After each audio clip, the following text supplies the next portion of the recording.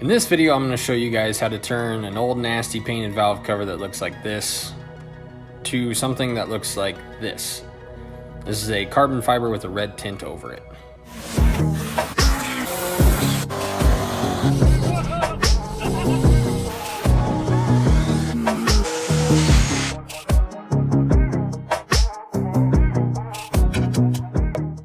So the first step is to prep the valve cover, get rid of all the old junk. So I use a variety of wire wheels, nylon wheels, and an air sander. The sandpaper grit I'm using is 220. And this is really just to kind of knock down the stuff on all the flat surfaces, because there's a ton that you can't get to with the sander, and that's when the wire wheel comes in. So just kind of knock down everything you can and then go over it with the wire wheel. All the corners and all the kind of the deep little ravines that are on these valve covers make it really hard to prep, but the nylon wire wheels are great because they don't shear wires off into your eyeballs. So they last a lot longer, and they're flexible too, so you can kind of press them into the corners that otherwise would get eaten up by a wire wheel.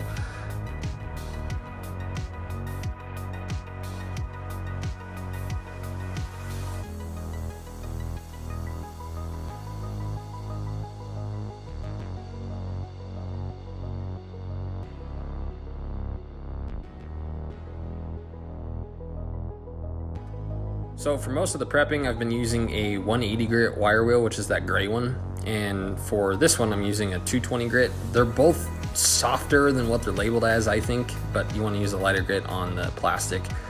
Then I'm just using a Scotch-Brite pad and dish soap, because dish soap degreases. So this kind of helps just do a once over everything, lift anything off you may have missed. And then I bake it in the oven at about 300 degrees for about 20 minutes. And what this does is lift any oil that may have soaked into the metal off. I don't bake the plastic spark plug cover, obviously, but that just kind of helps burn off anything that you couldn't get to. Then I tape everything off. Pretty self-explanatory.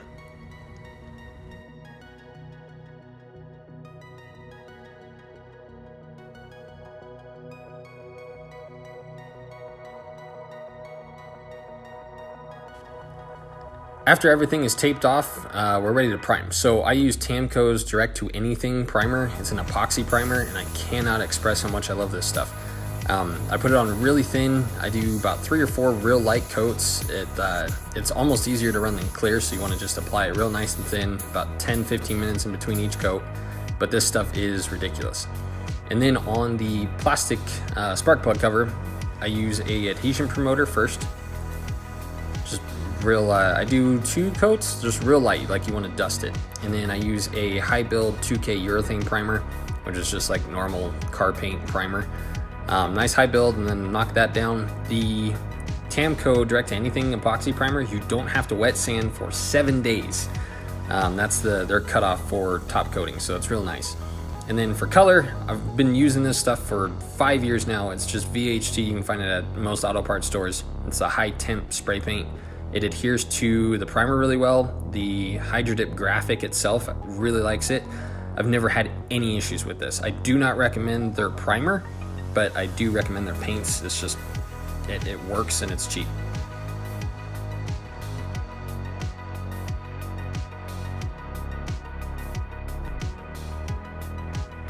So to my knowledge, I'm one of the only ones that I've ever seen that has this carbon fiber. So I'm not going to tell you guys where I get this, but all my other graphics I get from Atlantic-Hydro.com. So all the more colorful ones is where I get that. I only order my carbon fiber from this one supplier, but it's the best looking carbon I've ever seen Hydro-Dip wise. And that's not a me bragging thing. It's just they make a fantastic product. So I tape the edges on the film so it doesn't roll up on itself. Maybe at some point I'll do a video and show you what happens when you don't tape it, but basically it'll literally roll in on itself, so the tape just helps it stay straight. Let it sit on the water for a minute, 20 seconds, and then I do 3 pretty normal passes. Not too fast, not too slow, just like a nice medium coat. If you do too much, you will blow holes through it. If you don't do enough, it won't liquefy, and you will have air bubbles that kind of get trapped all over the valve cover.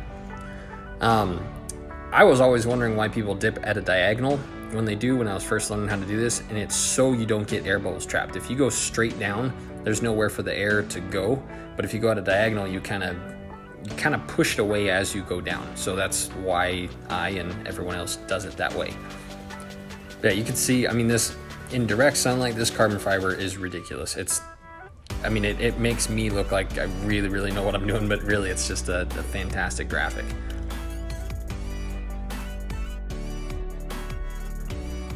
This part is also pretty self-explanatory, but basically there's a slime that's kind of left on the film. And so by rinsing it off, you're pushing that away. You see the white suds are kind of an indicator of if you still have more rinsing to do. And when you're all done, it'll kind of have a matte finish. And on camera, it's hard to see, but like there you can kind of tell it's a little bit, you know, the water runs off it. Then I let these sit overnight. I've heard a lot of mixed opinions on this. Some people shoot, you know, they'll blow the water off and they'll shoot clear an hour after they dip it. I've just always found it better to wait. 13.5 hours later.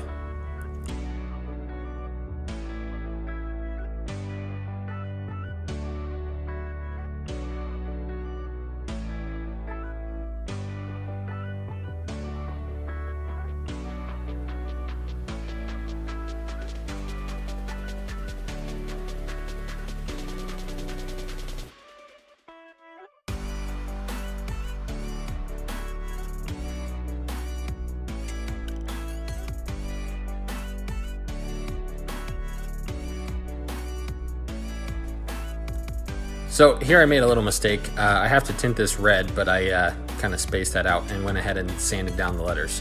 So beforehand, I sanded those down when it was just in primer, because the primer is really thick. So I sanded that down and then sanded again, makes it a little easier to make a clean finish.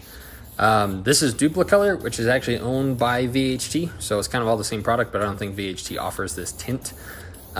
Again, been using this for about 5 years now since I started my business, and no complaints. It reacts to heat well, it likes the graphic, it likes my clear, it's great stuff.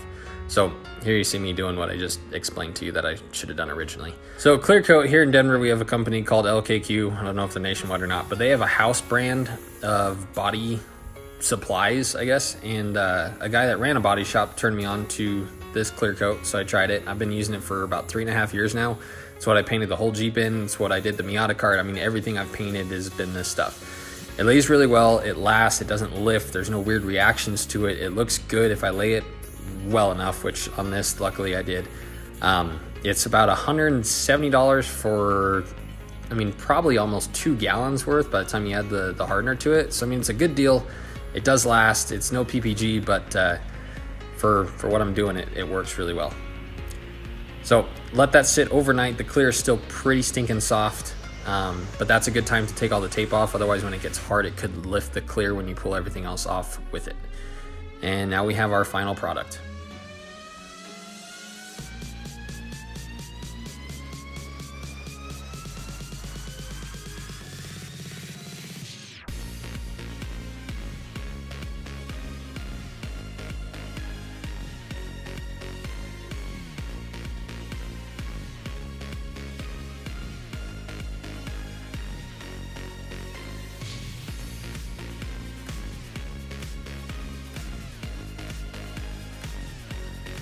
Alright guys, so last video I asked you guys to critique the channel, and you did, and I appreciate it. The biggest complaint was none of our projects are done, which is extremely true, and I'm sorry, my mind is just bouncing back and forth between everything. So we're going to finish the Miata cart because it's closest to being done. We're going to bounce back to the Jeep, build a roll cage for it, get it running and driving, NA, put a light tune on it, and just see what it does and enjoy it this year.